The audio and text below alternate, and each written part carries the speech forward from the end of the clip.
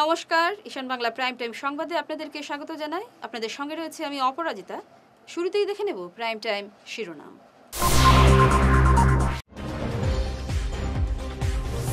জ্ঞানব্যাপী মসজিদে হবে মন্দির, ভারতের দখলে আসবে পাক অধিকৃত কাশ্মীর, দিল্লিতে বললেন হিমন্ত।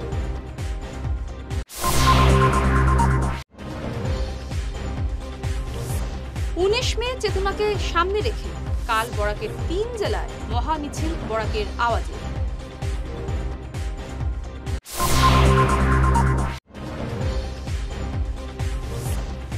সিইউটি পরীক্ষায় চরম হয়রানির শিকার করিমগঞ্জ হাইলাকান্দির পড়ুয়া।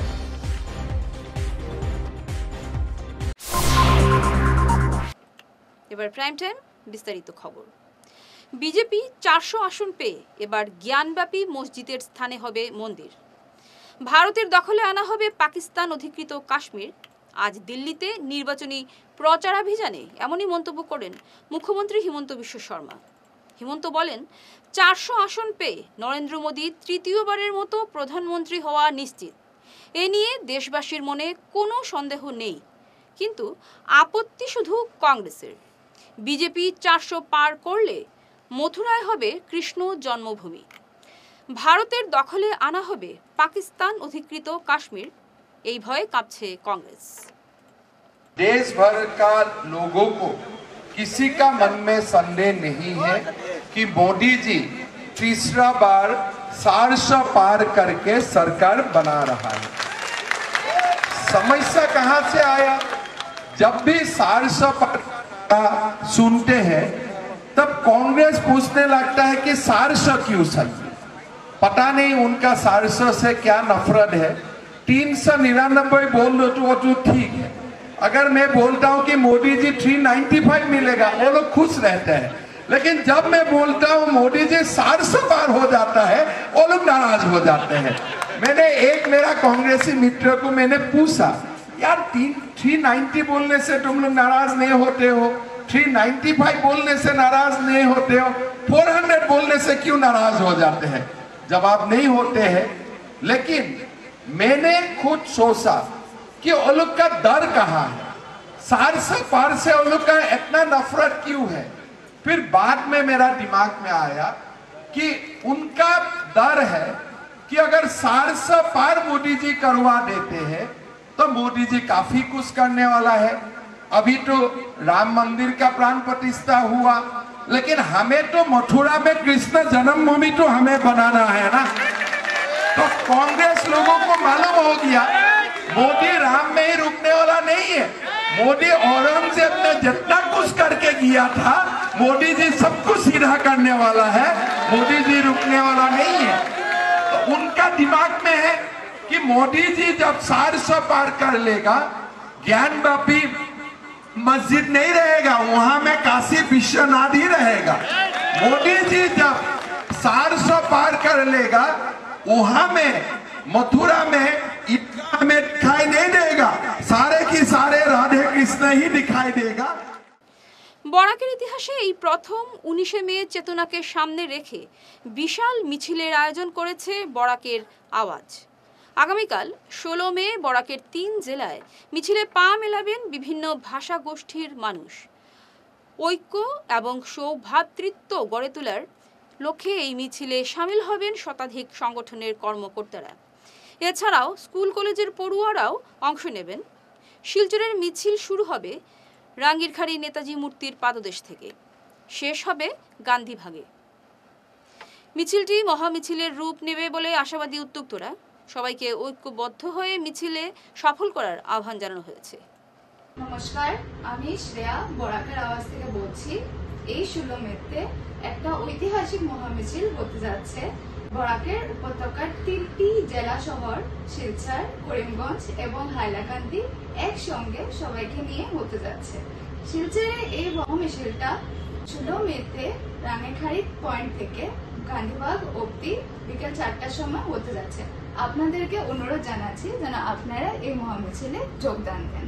नमस्ते, मैं रूपांजलि बोल रही हूँ बैराग की आवाज की तरफ से। शिलचर में पहली बार सारे लिंग्विस्टिक कम्युनिटीज मिलकर एक महा मिছিল कर रहे हैं 16 मई को। मैं आप सब से अनुरोध करती हूँ कि आप सब लोग इसमें आकर अपना योगदान दीजिए। ये महा मिছিল रांगीरघाटी पॉइंट से शाम 4 बजे को शुरू होगी। আজকালকার যুবকদের এই মহামিছিলের দ্বারা সকলের মধ্যে চেতনা আনতে হবে। আমি প্রিয়া আপনাদের সকলকে অনুরোধ জানাচ্ছি আপনারা সবাই এই ঐতিহাসিক মহামিছিলে এসে আমাদের সাথে যোগদান দিন। নমস্কার, আমি সুচরিতা, বরাকের আওয়াজের একজন সদস্য। আমরা প্রথমবার এই ঐতিহাসিক মিছিল আয়োজন করেছি, যেখানে 3 জেলা কেন্দ্র শহরে শিলচর, করিমগঞ্জ, হাইলাকান্দিতে একসাথে একদিনে এক সময় একটা মহা মিছিল বেরোবে।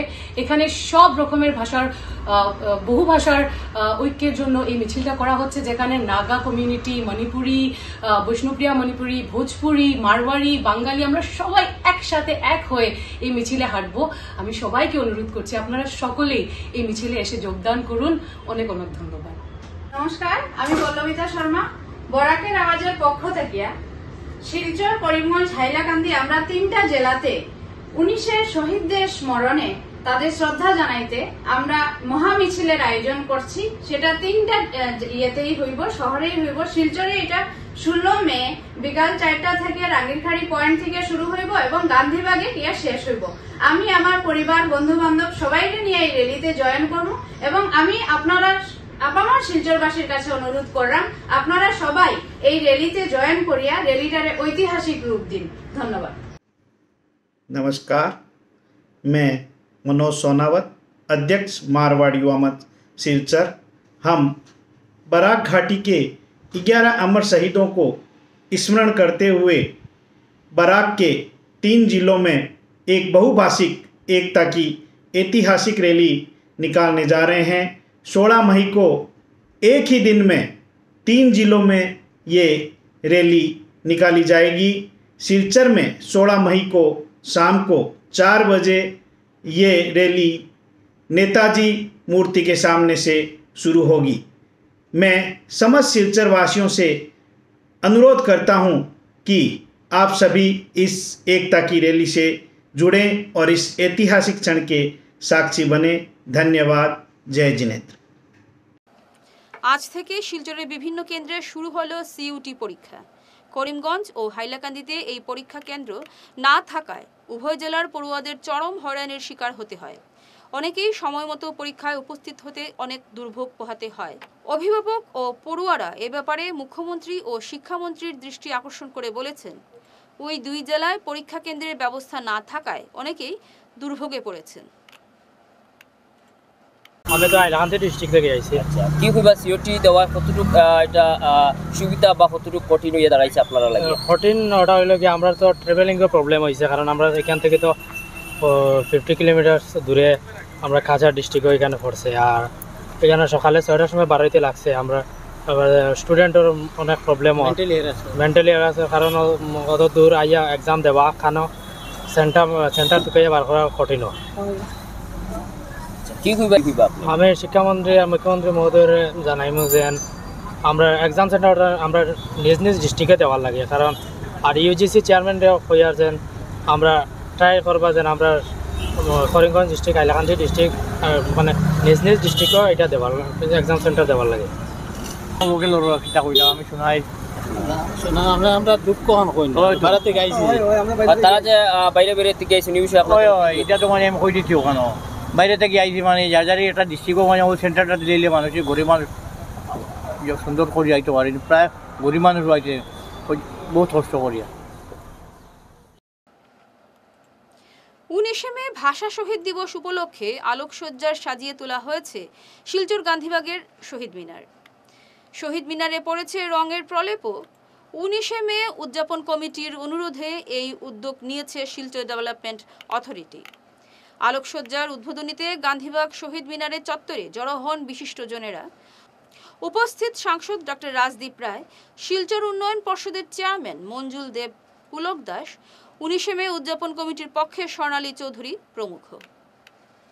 না যে আমি বাংলায় কথা বলি বলে আজকে দিল্লি, বোম্বে, কলকাতা, ভারতবর্ষের অন্যান্য জায়গা, পৃথিবীর অন্যান্য জায়গায় গিয়ে আমি কথা বলতে পারবো না। আমার সৌভাগ্য হয়েছে আমি লন্ডনের মতন জায়গাতে গিয়ে আমি বাংলা ভাষায় সাইনবোর্ড এবং পোস্টার এবং এরকম জায়গা আছে যে খাওয়ার রাস্তা সব সাইনবোর্ড বাংলা ভাষায় লাগে। যদিও সেখানে বাংলাদেশের, ওয়েস্ট বেঙ্গলের, শিলচরের অনেকের লোকরা এখানে আছেন, কাজ করছেন, এগুলো দেখে গর্ব হয়। ভাষা তো আমাদের, সেটা অন্য দেশে থাকতে পারে।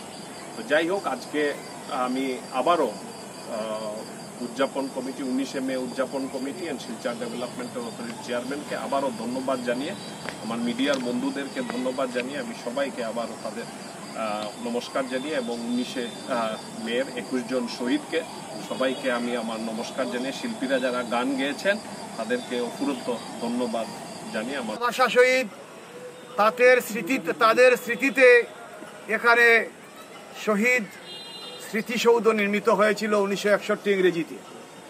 আজকে 63 বছর অতিক্রান্ত হতে চলেছে।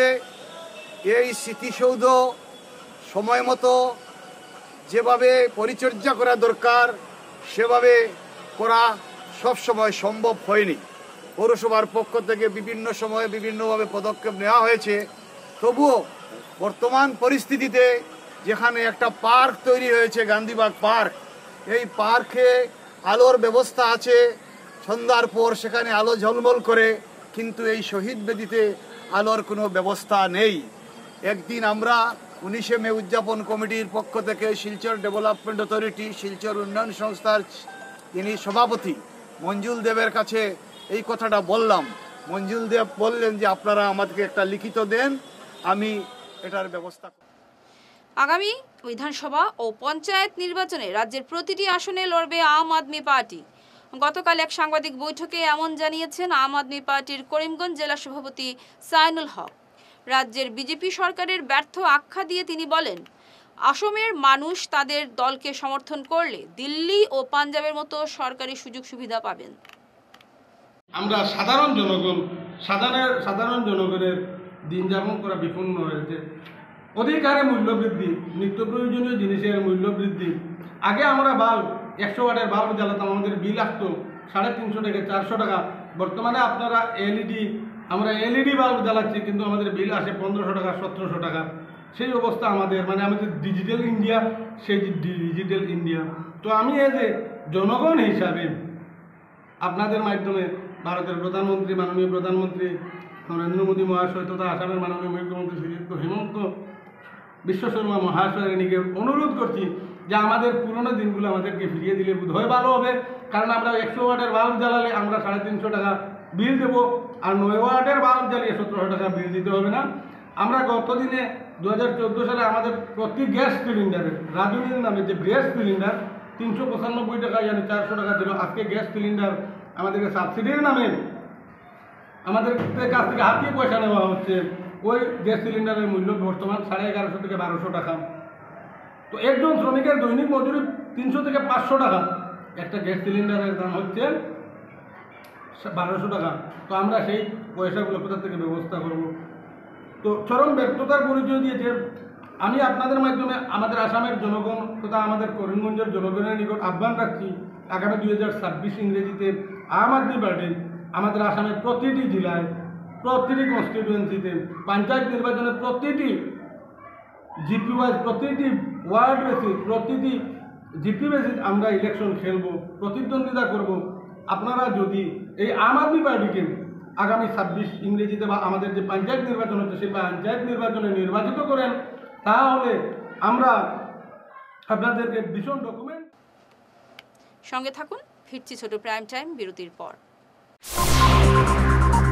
দাঁত তোলা, দাঁত পরিষ্কার, দাঁতের ফিল আপ, কৃত্রিম উপায়ে ফিক্স দাঁত লাগানো, root canal treatment, orthodontic treatment আরও বিভিন্ন দাঁতের সমস্যার সমাধানে আধুনিক চিকিৎসা পদ্ধতির মাধ্যমে করছেন doctor Manojit Banik, BDS Guwahati, dental surgeon, regional dental college and hospital. আমাদের চেম্বার হলো সারদা ডেন্টাল কেয়ার, বিশাল মেগামার্টের ঠিক উল্টো দিকে, Gandheshwari metal store, first floor, central road, Silchar 788001। রোগী দেখার সময় হচ্ছে সোম থেকে শনি সকাল 10:30 থেকে এবং বিকেল 4:30 থেকে। রবিবার 11টা থেকে দুপুর 2:30 পর্যন্ত। আমাদের অ্যাপয়েন্টমেন্টের জন্য যোগাযোগ করুন 7002067827 অথবা 9365026582 এই নম্বরে। আমাদের আরও একটি চেম্বার রয়েছে উধারবন্দে, life care pharmacy, hospital road, Udharbond, Cachar, Assam. সোম থেকে শনি সকাল 11:30 থেকে। অ্যাপয়েন্টমেন্টের জন্য আমাদের ফোন করুন 9435916096 অথবা 8473036140 এই নম্বরে। ফিরে এলাম বিরতির পর। 42তম প্রতিষ্ঠা দিবস পালন করল ছাত্র সংগঠন আকশা। আলোচনা সভায় স্থান পায় জাতীয় শিক্ষানীতির গুরুত্ব। সংগঠনের উপদেষ্টা রূপম নন্দী পুরকায়স্থ আলোচনা সভায় বক্তব্য রাখেন। সভায় পৌরোহিত্য করেন প্রাক্তন অধ্যাপক তথা আকশার অন্যতম উপদেষ্টা নিরঞ্জন দত্ত। মুখ্য অতিথি ছিলেন অধ্যাপক মানবেন্দ্র দত্ত। সবাই নির্দিষ্ট বিষয়ের উপর বক্তব্য তুলে ধরেন। অন্যান্যদের মধ্যে উপস্থিত ছিলেন বিশিষ্ট সাংবাদিক চয়ন ভট্টাচার্য, বিশিষ্ট কবি সাংবাদিক বিজয় কুমার ভট্টাচার্য, শিলচর প্রেস ক্লাব সম্পাদক শঙ্কর দে, পারভেজ সুলতান, সাইদুর রহমান, সুকমল দাস, জয়শ্রীনাথ প্রমুখ। করেছিল বিশ্বের প্রথম ছাত্র মন্ত্রিসভা, প্রফুল্ল কুমার নেতৃত্বে গঠিত হয়েছিল অসম গণ পরিষদ। সেই সময় ছাত্রদের উপর তারা স্টিম রুলার চালিয়েছিল। 1986 21শে জুলাই করিমগঞ্জে আমাদের দুটি ভাই জগন্ময় দেব এবং দিব্যেন্দু দাস তাদের অসময়ে চলে যেতে হলো। এবং সেই ঘটনাকে আমরা সাক্ষী রেখে আমরা কেন্দ্রীয় বিশ্ববিদ্যালয় আন্দোলনকে দ্বিতীয় পর্যায়ে রেখে ভাষা আন্দোলনকে, ভাষা সার্কুলার আন্দোলনকে প্রথম পর্যায়ে এনে আমরা সেদিন আন্দোলন শুরু করেছিলাম। লোকাল রিজার্ভেশন হতে পারে, কোনো অসুবিধা নেই। ফলে আপনারা জেনে খুশি হবেন যে আসাম বিশ্ববিদ্যালয়ের ভর্তির ক্ষেত্রে আকশার দাবি মেনে বিভিন্ন বহু বছর আগে আকশার দাবি মেনে একটা বোনাস দেওয়ার সিস্টেম ছিল। সেই সিস্টেম চলে আসছে এবং রূপম নন্দীপুর কাছে বলতে পারবেন তখন যে ফর্মুলাটা বানানো হয়েছিল সেটা আমারই বানানো ফর্মুলা। কি করে ধীরে করে আমাদের স্টুডেন্টরা, আমাদের বলতে যারা আসাম বিশ্ববিদ্যালয়ের কলেজগুলো থেকে পাস করেছেন তাদের বেনিফিট হবে। এবার যখন গত বছর থেকে আসাম স্নাতক বেরোচ্ছে, স্নাতকোত্তর বেরোচ্ছে, এইখান কিভাবে কষ্ট করে সেই সময়টা আমরা ছাত্র ছিলাম, সেই সময়টা আকশা নামটার মধ্যে একটা রোমাঞ্চ, একটা অনুভূতি, একটা আবেগ জড়িয়ে আছে। তাই আকশা কোনোদিন বলবে না আকশা আমাদের ভিতরে আছে, বলাকের প্রতিটি মানুষের ভিতরে আকশা আছে। আকশা প্রতিষ্ঠা দিবসে, আজকে 42তম প্রতিষ্ঠা দিবস, তো এখানে আকশার আরো দীর্ঘায়ু কামনা করছি, কারণ আকশার প্রয়োজন আছে, আগামীতেও আকশার প্রয়োজন থাকবে। ছাত্র যতদিন থাকবে, ছাত্র সমাজ আকশা ততদিন থাকবে।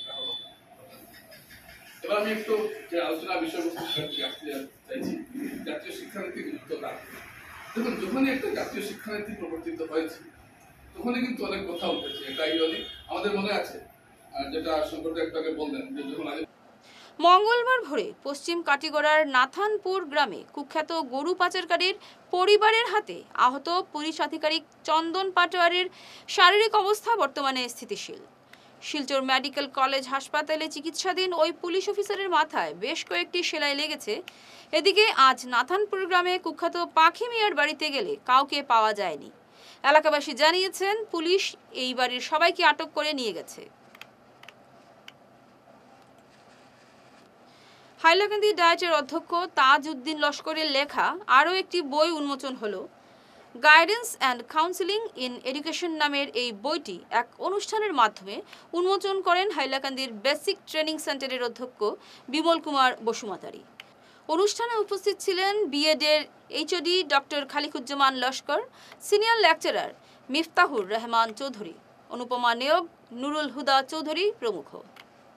আমি শিক্ষাধর্মী মানুষ, শিক্ষার প্রতি আমি খুবই ভালোবাসি, শিক্ষাকে আমি খুবই ভালোবাসি। আমি সেলফ স্যাটিসফ্যাকশন, জব স্যাটিসফ্যাকশন আমার আছে শিক্ষা বিভাগে কাজ করার জন্য। তাই আমি টিচার হিসাবে আমাকে খুবই ভালো লাগে।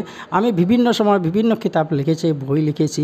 প্রথম অবস্থায় আমি লিখেছিলাম যে কলা শিক্ষা এবং কলাতত্ত্ব বলে একটা বই, সেটা নর্থ লখিমপুরে লিখেছিলাম 2004 সালে।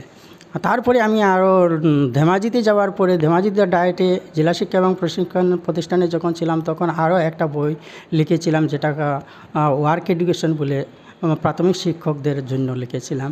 সেটাতেও অনেক পরিশ্রম করে সুন্দর করে লিখেছিলাম। কিন্তু এই কিতাবটা লিখতে তারপরে সেকেন্ড টাইমে আমি শারীরিক শিক্ষার উপরে একটা কিতাব লিখেছিলাম, সেটাও খুব ভালো হয়েছিল। আমি ভাবছি আমার সেলফ স্যাটিসফ্যাকশন আছে, আমার কনফিডেন্স লেভেলও আছে, তার উপরে বহুত ভালো লাগেছে।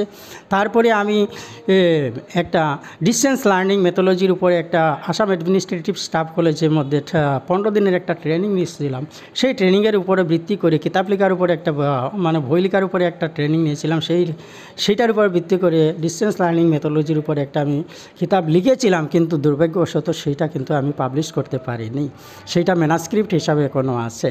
তারপরে যখন আমি ধেমাজি থেকে নর্থ লখিমপুরে ট্রান্সফার হলাম, লক্ষ্মীপুর থেকে আবার ট্রান্সফার হয়ে আমি করিমগঞ্জে আসলাম। করিমগঞ্জে আসার পরে আমার সেই একটা ধারণা ছিল আমি আর একটা কিতাব লেখার জন্য ইংলিশ মিডিয়ামে। তো আমার এই ধারণা যেটা ইচ্ছা ছিল, সেই ইচ্ছাটা পূরণ করতে আমি করিমগঞ্জ থেকে যখন 2016 সনে আইছিলাম, তারপরেই আমি ছাত্রছাত্রীরাও বহুত ডিমান্ড করেছিল যে গাইডেন্স অ্যান্ড কাউন্সিলিংয়ের উপরে স্যার আমরা বহুত অসুবিধা হয়, যদি আপনি কিছু লিখতে পারেন। আমি তখন ক্লাস কিছু নিতাম গাইডেন্স কাউন্সিলিংয়ের উপরে। সেই সম্পর্কে আমি বিভিন্ন তথ্য সংগ্রহ করি এবং বিভিন্ন বই পড়াশোনা করি। বিভিন্ন কিতাবগুলো পড়ার পরে আমি ধীরে ধীরে কী করলাম, আমার মনে সেই আগের সেই চিন্তা।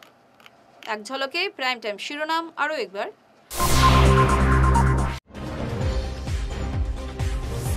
জ্ঞানব্যাপী মসজিদে হবে মন্দির, ভারতের দখলে আসবে পাক অধিকৃত কাশ্মীর, দিল্লিতে বললেন নন্দী।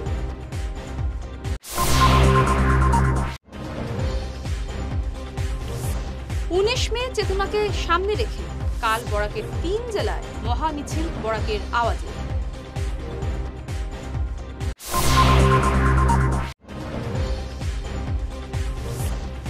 সিইউটি পরীক্ষায় চরম হয়রানির শিকার করিমগঞ্জ হাইলাকান্দির পড়ুয়ারা।